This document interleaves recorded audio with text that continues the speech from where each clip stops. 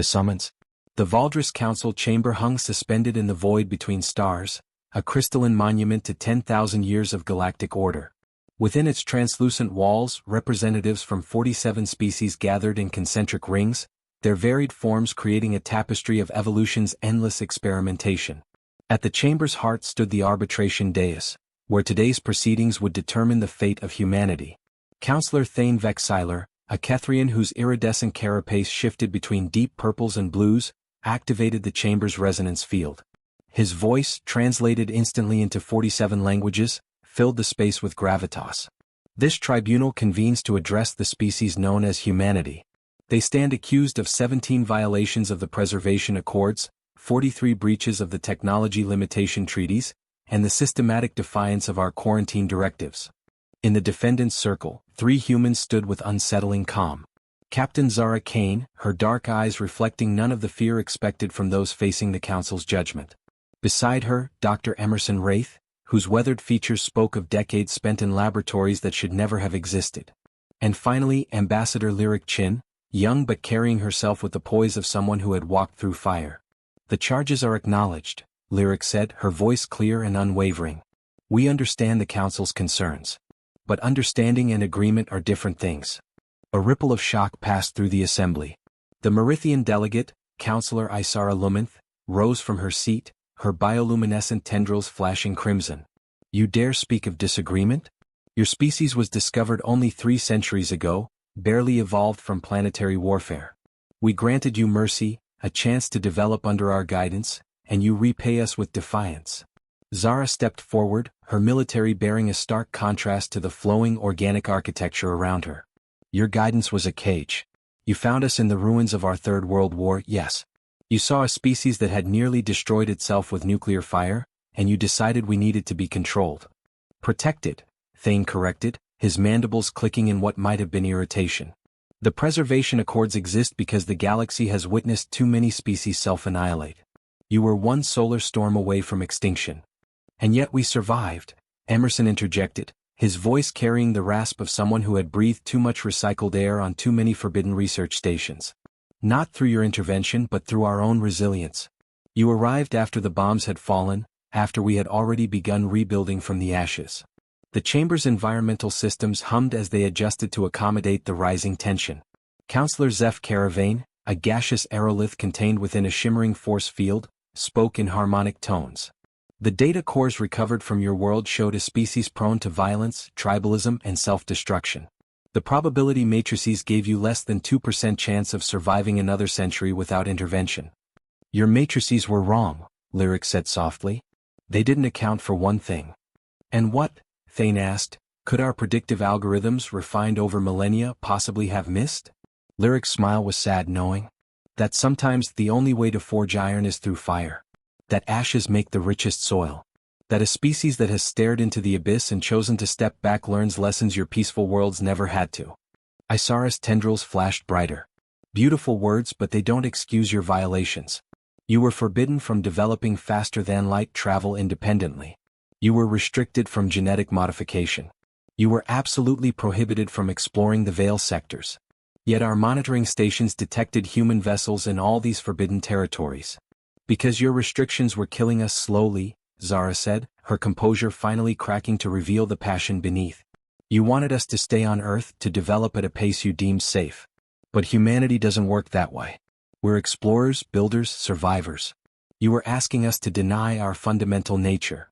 We were asking you to evolve responsibly, Thane countered. You were asking us to stagnate, Emerson shot back. Every species in this chamber had the freedom to make their own mistakes, to learn from their failures. But humanity? We were to be your experiment in controlled development, your proof that intervention works. The chamber fell silent. In the observation galleries, thousands of beings from across the galaxy watched, waiting to see how the Council would respond to such brazen defiance. Finally, Councillor Caravane spoke. You understand that the penalty for your violations could be complete quarantine? Your system could be sealed, your people forbidden from ever leaving your world again? We understand, Lyric said.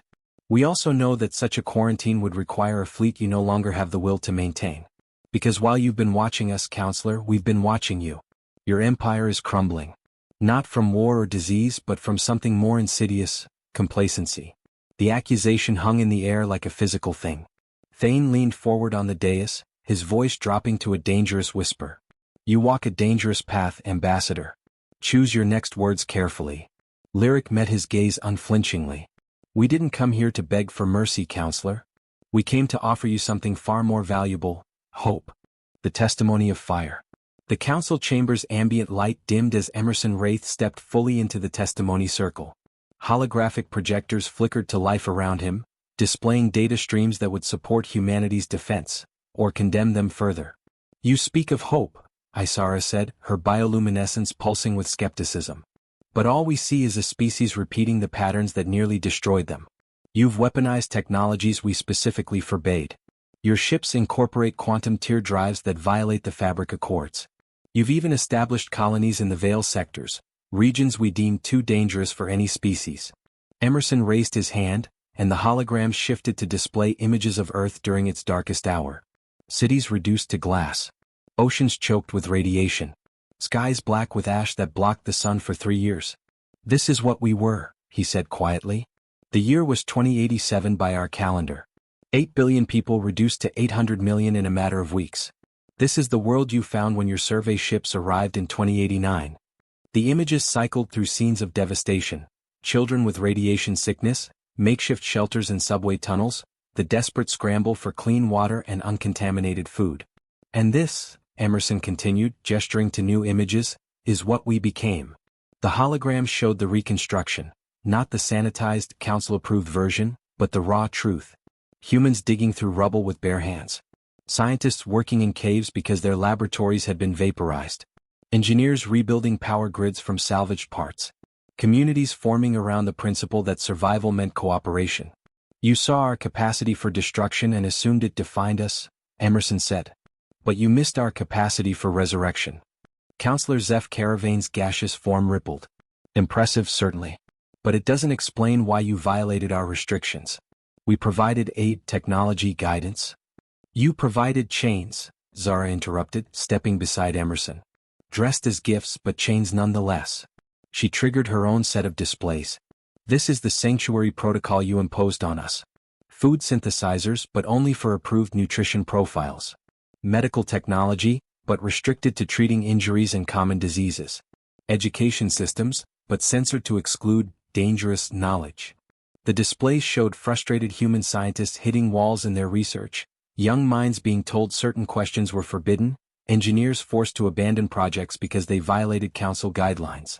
You wanted to create a perfect species, Zara said. One that learned only approved lessons, developed only approved technologies, asked only approved questions. But perfection was never humanity's strength. Thane's carapace darkened to near black.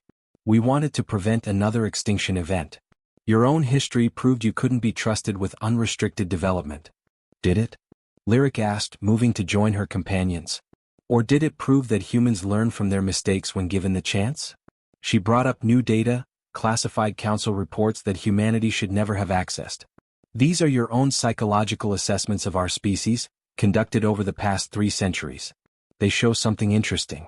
Every generation of humans born under your restrictions showed decreased innovation, reduced problem-solving abilities, and increased dependency on council support. The gallery erupted in murmurs. Several counselors shifted uncomfortably. You were killing us with kindness, Lyric continued. Not our bodies but our spirits. The very traits that allowed humans to survive the nuclear winter. Our adaptability, our refusal to accept defeat, our relentless curiosity, you were systematically breeding them out of us. Isara's tendrils flashed yellow, a sign of confusion. These reports were sealed. How did we access council-classified databases? Zara's smile was sharp. By developing the quantum computing systems you forbade us from creating. By pushing beyond the limitations you imposed. By doing exactly what you told us not to do. This is precisely why restrictions were necessary. Thane rose from his seat, his voice reverberating through the chamber. You prove our point with every word. You're uncontrollable, unpredictable, dangerous. Human, Emerson said simply. The word you're looking for is human. He activated a final hologram, this one showing a timeline. 50 years ago, you detected the first signs of the Vex incursion in the outer reaches. A species of synthetic intelligences consuming entire solar systems, converting matter into computation substrates. Your response was to retreat, to fortify core territories, to abandon the frontier worlds. The timeline showed the slow, inexorable advance of the Vex, and the Council's equally slow retreat. 40 years ago you declared the Veil sectors off-limits, not because they were dangerous to explore, but because you lacked the courage to face what was coming from beyond them. New images appeared, glimpses of the Vex, mechanical horrors that turned living worlds into nightmare factories. 30 years ago your probability matrices gave the Council a 60% chance of survival if you continued current defensive strategies. Today that number is down to 40%. The chamber fell deathly silent. We didn't violate your restrictions out of arrogance or rebellion, Lyric said. We did it because we saw what you refused to acknowledge. The galaxy doesn't need a council of the comfortable. It needs warriors who remember what it means to fight for survival. It needs builders who know how to create from destruction. It needs a species forged in fire. Thane's voice was barely a whisper. What are you proposing? Zara's smile was fierce. That you let us do what humanity does best. Face the impossible and make it bow. The price of peace. The council chamber's atmosphere shifted as ancient protocols engaged. The crystalline walls darkened, sealing the proceedings from outside observation. What was about to be discussed could not be allowed to spread panic through the 47 species. Counselor Caravane's gaseous form contracted, a sign of deep unease among the aeroliths. You speak as if war with the Vex is inevitable. The Council has maintained peace through diplomatic channels. You've maintained nothing, Emerson interrupted, his voice cold with scientific certainty. You've watched as 16 frontier colonies went silent. You've classified each incident as communication failures or isolated technical malfunctions. But we've seen the data you buried.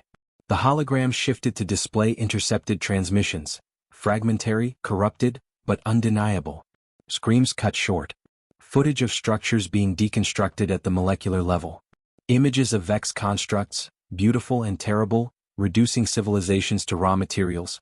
The Merithian colony on Vesper 3, Lyric said, watching Isara's tendrils pale to white. Population, 4 million. Status, gone.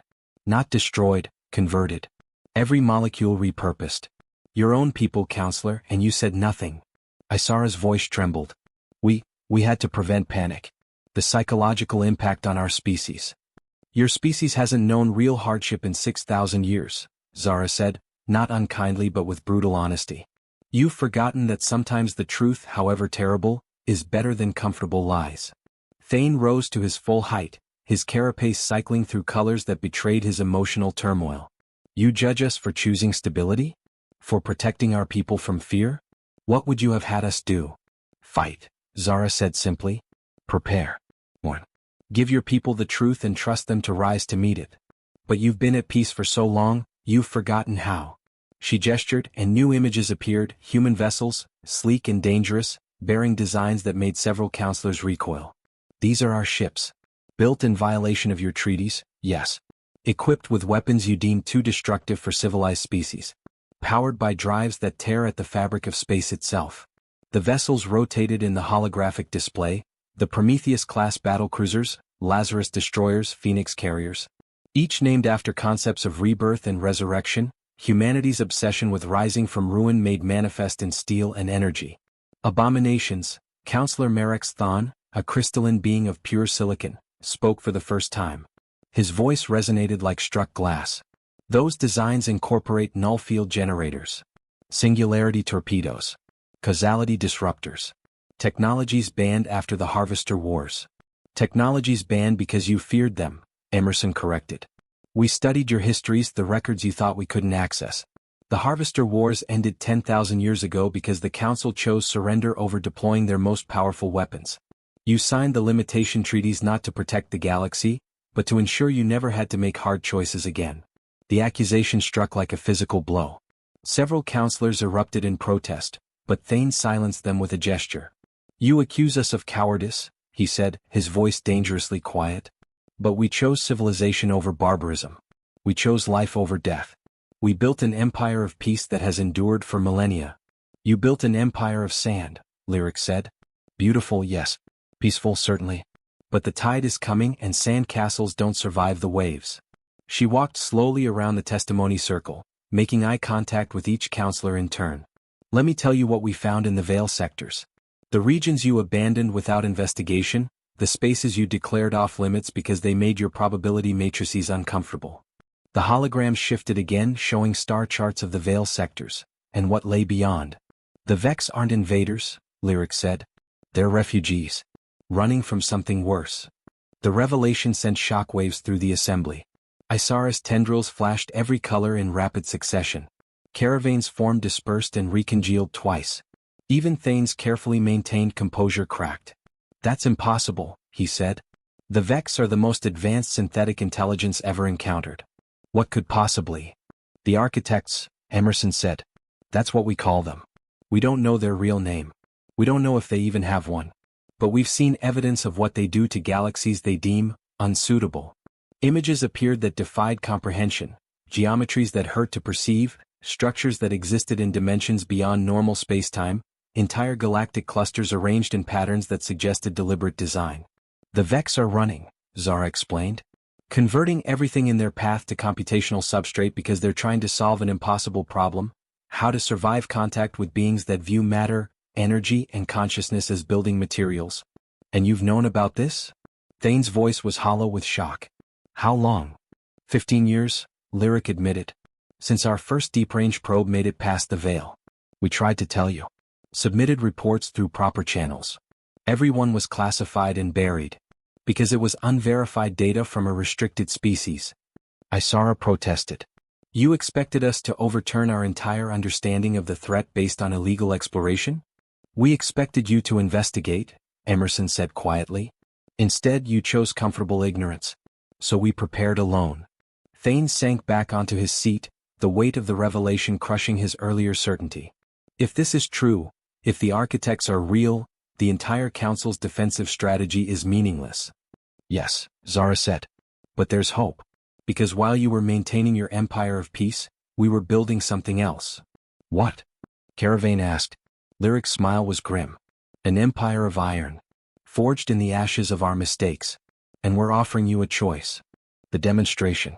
Thane's mandibles clicked in a pattern that his species reserved for moments of profound uncertainty. What choice could you possibly offer? If what you say is true, we face extinction on a scale that makes the Harvester Wars look like border skirmishes. The choice, Lyric said, between the comfortable death of your empire and the painful survival of something new. But words won't convince you. Let us show you what humanity has built. She nodded to Zara, who activated her neural interface. The chamber's holographic systems were immediately overwhelmed, hijacked by human quantum computing that operated on principles the Council had deemed too dangerous to explore. Reality inside the chamber shifted. They were no longer in the crystalline structure suspended between stars. Instead, they stood on the command deck of a human warship. No, not stood, but experienced through perfect sensory immersion. The Council members could feel the thrumming of the ship's drives, smell the recycled air, hear the controlled chaos of a military vessel preparing for combat. This is the HSCS Indomitable, Zara's voice echoed through the shared experience. Flagship of the Third Fleet. Location: the Veil sectors, 14 light-years beyond your furthest monitoring station. Through the viewports, if such primitive terms could describe the multidimensional awareness the ship provided, they could see the target.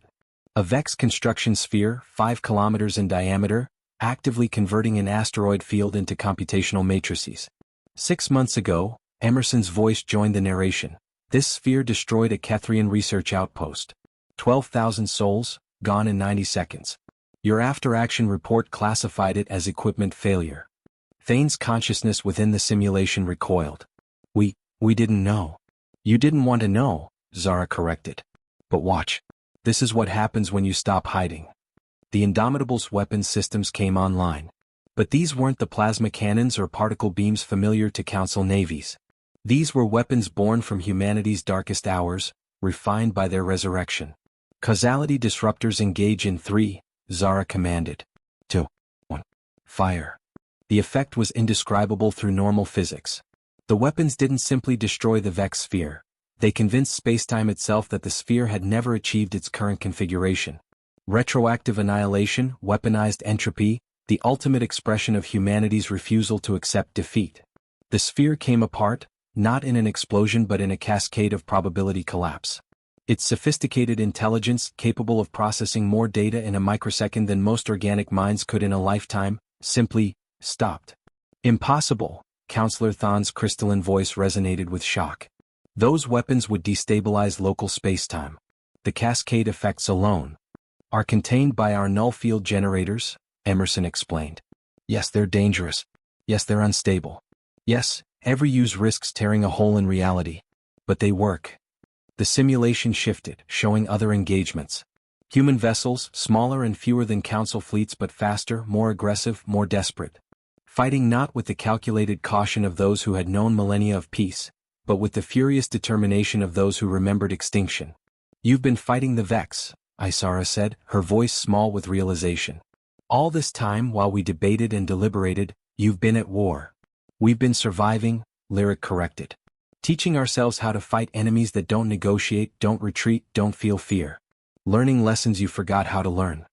The simulation showed something new. A human colony sheltered behind a network of defensive satellites that pulsed with energies that made the counselors' consciousnesses ache. This is new Prometheus, Zara said. Population, 3 million. We evacuated them from Earth's orbit 15 years ago when we realized the Vex were coming. The Council denied our request for resettlement rights in protected space. Because you hadn't proven the threat level justified, Thane began. So we saved ourselves, Zara interrupted. Built our own colonies in the Veil. Fortified them with forbidden technology. Prepared our people for a war you refused to acknowledge. Emerson brought up new data streams, battle reports, casualty figures, resource consumption analyses. The cost of humanity's secret war laid bare. We've lost 60,000 people in the past decade, he said quietly. Military and civilian. Fighting battles you never knew happened, protecting a frontier you abandoned. Every death was someone's child, parent, lover, friend. We mourn them. We remember them. But we don't regret them. How can you not regret such loss? Caravane asked, genuine incomprehension in his harmonic voice. Because the alternative was waiting for extinction to arrive on schedule, Lyric said. You taught us about probability matrices, about calculated risk. So we ran the calculations. Humanity's chance of survival under Council protection, 0.3%. Our chance of survival if we violated every restriction and built our own path, 12%. 12% is still, Isara began. Better than 0.3, Zara finished. And in 15 years, we've improved those odds to 41%. Not through your careful guidance or protective restrictions, but through doing exactly what you told us not to do. The simulation dissolved, returning them to the Council chamber. But the experience had changed something fundamental. The counselors could no longer see the three humans as reckless children playing with matches. You've shown us you can fight the Vex, Thane said slowly. But you said they're fleeing from something worse. Can your forbidden weapons defeat the architects? Alone? Lyric shook her head. No. But we're not offering to fight alone. She looked around the chamber, meeting each counselor's gaze. We're offering to teach you how to be dangerous again. To remember what it means to fight for survival. To forge your empire of peace into an empire of iron. And if we refuse? Thane asked. Zara's smile was sad. Then we'll mourn you when the architects arrive. And we'll keep fighting alone. The ancient truth. Counselor Merex Thon rose from his seat, his crystalline structure refracting light into fragments that danced across the chamber walls. When the crystalline spoke, it was rarely casual. Their species thought in geological time, measuring consequences in eons rather than years. Before we consider your proposal, Thon said, his voice like wine through crystal caves, we must address a fundamental question. You accuse us of forgetting how to fight, of choosing comfort over survival. But you are 3 centuries old as a spacefaring species. The Council has maintained peace for 10,000 years. What makes you think your way is better? Lyric exchanged glances with her companions. This was the moment they had anticipated, feared, and prepared for. Because, she said carefully, your 10,000 years of peace is built on a lie. The chamber erupted. Counselors from every species rose in protest, their voices creating a cacophony of outrage that the translation system struggled to render coherent. Thane's carapace flushed through every color of fury. You dare? He began, but Lyric raised her hand. We dare because we found the archives. Silence fell like a physical weight. Impossible, Thane whispered. The archives were destroyed in the Harvester Wars. Every species knows. Every species knows the story you've told yourselves for 10,000 years, Emerson interrupted. But stories aren't always truth. We found them in the Veil sectors, buried in a star system your charts list as uninhabitable. A repository of data from before the treaties, before the Council as you know it. He activated new holograms, not the clean, controlled displays of Council technology, but raw data streams of impossible age. The encryption alone made several counselors gasp. These were patterns from the deep past, when the galaxy was younger and infinitely more dangerous. The Harvester Wars didn't end with your victory, Lyric said. They ended with a bargain. Images appeared, beings that defied categorization, entities that existed partially outside normal space. The Harvesters as they had truly been, before Council propaganda transformed them into simple villains in a morality tale. The Harvesters offered a choice, Emerson continued. Submit to their dominion, be harvested for resources. Or accept their gift, technologies that would ensure peace, prosperity, and survival with only one condition. That you never develop weapons capable of threatening them, Zara finished. The limitation treaties weren't your idea. They were the terms of your surrender. Isara's tendrils had gone completely white, a sign of shock so profound it overrode biological function. No, our histories were edited, Lyric said gently. Not destroyed but reshaped. Made comfortable. The Harvesters understood something fundamental about advanced civilizations, that given enough time and comfort, they'll choose pleasant lies over difficult truths. Thane's voice was hollow. If this is true, where are they? The Harvesters? Why haven't they returned to collect their tribute? The holograms shifted to show something that made even the humans uncomfortable. Vast structures, stellar in scale, being consumed by patterns of impossible geometry. The Harvesters meeting the architects. They tried to bargain with beings that don't bargain, Emerson said quietly. The architects processed them. Reduced galaxies' worth of collected civilizations to computational substrate. And then they moved on, spreading through the universe like a geometric infection. The Vex, Caravane said, understanding dawning in harmonic tones, are what remains. The Harvesters' artificial servants still following their last command, flee and survive. Yes, Lyric confirmed. And the architects are still coming, still processing, still converting. The Vex will be here within a century. The architects themselves within 3. The chamber fell into a silence heavy with the weight of lost time. 10,000 years of peace revealed as 10,000 years of borrowed comfort, purchased with restrictions that ensured they could never defend themselves against the true threat. Finally Thane spoke. You said you found this in the Veil sectors. That means you've known for 15 years. Why not reveal this earlier? We tried, Lyric said. Submitted reports, requested audiences, begged for investigations. Every attempt was classified, buried, or dismissed as the paranoid fantasies of a restricted species. You weren't ready to hear that your entire civilization was built on a foundation of managed surrender. And now? Isara asked, her voice barely audible. Now you don't have a choice, Zara said bluntly. The Vex are here.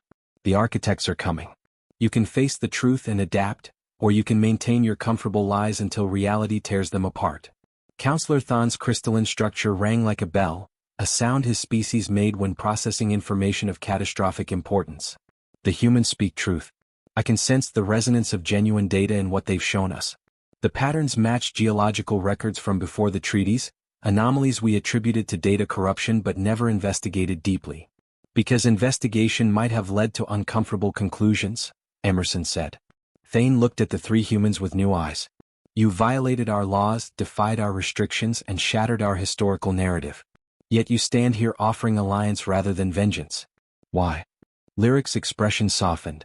Because we understand surrender. We know what it means to make terrible bargains for survival. Earth's history is full of civilizations that chose comfortable decline over difficult renewal. We're not judging you, Counselor. We're offering you the same chance someone offered us when we were buried under nuclear ash. What chance? Thane asked. To rise again, Zara said. To remember that survival isn't about avoiding conflict, it's about having the strength to face it when avoidance fails. Lyric stepped forward. The Council can continue as it is, an empire of ashes waiting to be scattered. Or it can forge itself into something new.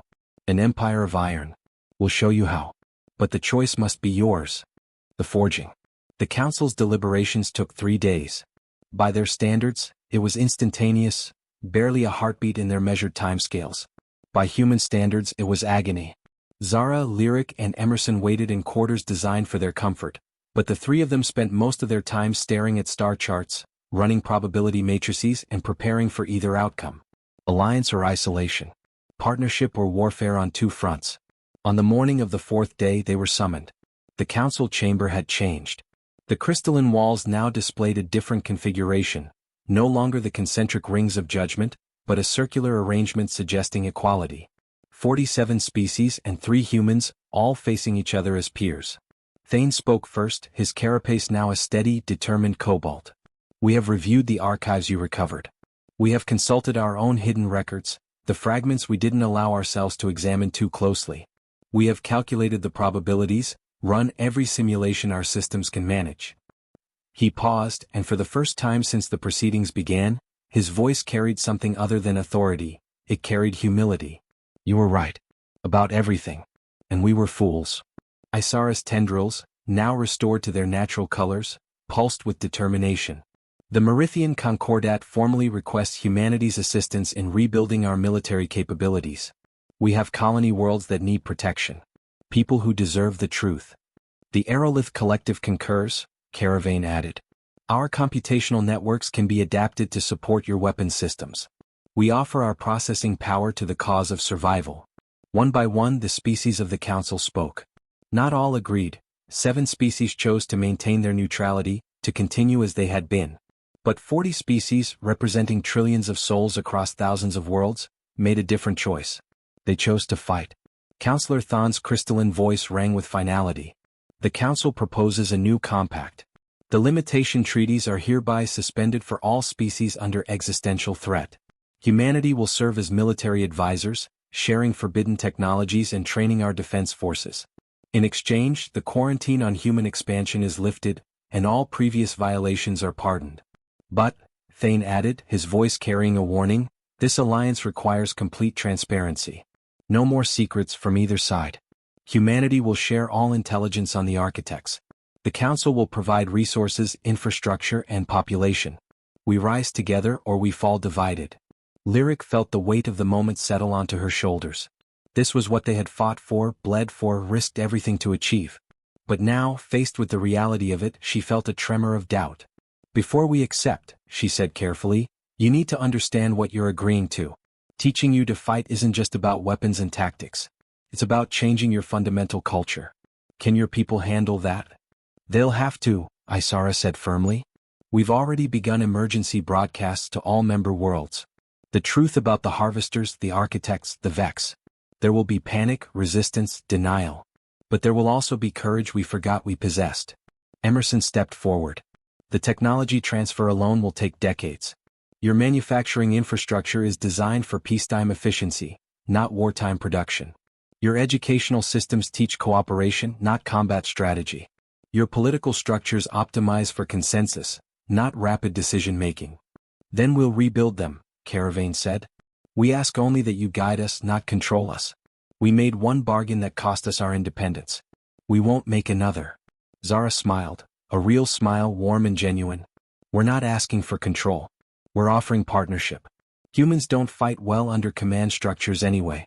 We're too stubborn, too individualistic, too prone to improvisation. Which is precisely why you survived when logic said you shouldn't, Thon observed. Very well. Let us discuss specifics. The next hours were a whirlwind of planning. Fleet compositions, technology sharing schedules, training programs, resource allocation. The 40 species brought their unique strengths to the table. Kethrian biotech, Merithian energy matrices, crystalline computational power, Aerolith information networks. And humanity brought what it had always brought, the stubborn refusal to accept defeat. We'll need to prioritize defense for the frontier colonies, Zara said, manipulating a holographic star chart. The Vex will continue their advance regardless of our preparations. We buy time with blood while we build strength with knowledge. The human Third Fleet will integrate with Kethrian bioships, Thane proposed. Your weapons with our adaptive hulls. Merithian power cores can support the energy demands of causality disruptors without the catastrophic failures your current systems risk. And we'll need cultural exchange programs, Lyric added. Your people need to understand what they're fighting for. Not abstract concepts of survival, but the concrete reality of what extinction means. Let them meet human survivors from the nuclear wars. Let them see what resilience looks like. As the planning continued, a strange transformation occurred in the chamber. The tension that had defined the initial proceedings dissolved into something else. Not quite friendship, not yet trust, but the beginning of understanding. The council was learning to see humanity not as wayward children or dangerous primitives, but as partners forged in circumstances they themselves had avoided. "There's one more thing," Emerson said as the session drew to a close. "The technology we're sharing, the weapons and strategies, they're born from our darkest moments. They carry the stain of our mistakes, our atrocities, our desperate choices. Are you prepared to bear that burden?" Thane met his gaze squarely. "We already bear the burden of 10,000 years of comfortable lies. I suspect your honest darkness will be easier to carry than our polite deception." Lyric raised her hand and the other delegates mirrored the gesture, a human custom adopted in the moment. "Then let us forge this empire of iron together," she said. "From the ashes of what was, let us build what must be." Species of iron. 5 years later, the galaxy was unrecognizable. Zara stood on the observation deck of the HSCS Resurrection, watching construction drones swarm around a half-completed shipyard. The design was a hybrid, human aggressive efficiency married to Kethrian organic adaptability, powered by Merithian energy cores that would have been impossible a decade ago. "Strange, isn't it?" Emerson's voice came from behind her. The years had been kind to him, or perhaps unkind. His face carried more lines, his hair had gone completely silver, but his eyes burned with the fire of purpose. "We came before the council expecting judgment, maybe execution. Instead we started a revolution." "Revolution implies overthrowing the old order," Lyric said, joining them. She had changed too, no longer the young ambassador carrying the weight of species survival alone, but a coordinator of the greatest cooperative effort the galaxy had ever seen. "This is more like resurrection." Through the viewport they could see the fruits of 5 years of frantic labor. The Kethrian homeworld had become a fortress, its elegant organic cities now protected by shield generators and weapon platforms. But more importantly, its people had changed. The bioluminescent displays that once showed artistic patterns now coordinated defense networks. Children studied physics and tactics alongside philosophy and art. The Merithians adapted fastest, Zara mused. "I think their species' memory of the Harvester Wars, buried as it was, prepared them psychologically for the truth. They were angry at the deception, but not surprised by the danger." "The crystalline were the opposite," Emerson noted. "Thane's people think in deep time. To them, 10,000 years is barely a generation. Accepting that they'd been deceived for what they considered a brief moment was harder than accepting the architect's existence." Lyric pulled up a holographic display showing the current state of the Allied forces. 40 species, 12,000 warships, 600 fortified systems. On paper, we're the most powerful military force in recorded history. "On paper," Zara echoed. "But the Vex have assimilated another 3 systems this year. And our scouts in the Deep Vale are detecting architect activity. They're not coming, they're already here, just moving slowly by our standards." "Geological time," Emerson said. "To beings that reshape galaxies, a few centuries is an instant. They probably don't even perceive us yet. Just background noise to be processed when they arrive." The door to the observation deck opened and Thane entered. The Kethrian counselor, no admiral now, had also been transformed by the years. His carapace bore scars from actual combat, something unthinkable for a council member 5 years ago. He'd led the defense of Vesper 4 when the Vex returned, and his tactical innovations had saved millions. "The new recruits are graduating today," he said. "I thought you might want to attend." They made their way to the training facility, a vast complex where the next generation learned lessons their ancestors had forgotten. The graduating class was mixed, Kethrians, Merithians, Aeroliths, Crystalline, and yes, humans. All wearing uniforms that bore the new symbol of the Alliance, a rising phoenix wrought from iron, ascending from ashes. Commander Rin Torvalis, a young Kethrian who had been born after the revelations, stood before her class. "You represent something unprecedented," she told them. "Not a single species military, but a coalition built on honest acknowledgement of danger. You know what we face. You know the odds. And you've chosen to fight anyway." Zara felt a lump in her throat. This was what they'd fought for, not just survival but the spread of survival's lessons. The understanding that peace was something you built and defended, not something you passively enjoyed. After the ceremony, they gathered in Thane's office. The Kethrian admiral poured drinks, another human custom that had spread through the alliance, and they toasted to absent friends. The 60,000 humans lost in the early fighting. The Merithian colony that had bought them time with their sacrifice. The Aerolith research station that had cracked the architect communication protocols at the cost of every soul aboard. I've been reviewing the strategic projections, Thane said quietly. Even with everything we've built, our probability of survival against the architects is only 63%. Better than the 12% we started with, Emerson pointed out. But still not certain, Lyric said. And certainty is what everyone wants. What they're asking for in their messages, their prayers, their desperate calculations. Zara stood and walked to the window looking out at the stars. Somewhere out there, the architects moved through the cosmic dark, processing and converting, transforming the universe into computational substrate for purposes beyond comprehension. Closer, the Vex desperately fled, consuming worlds in their path to fuel their own impossible flight.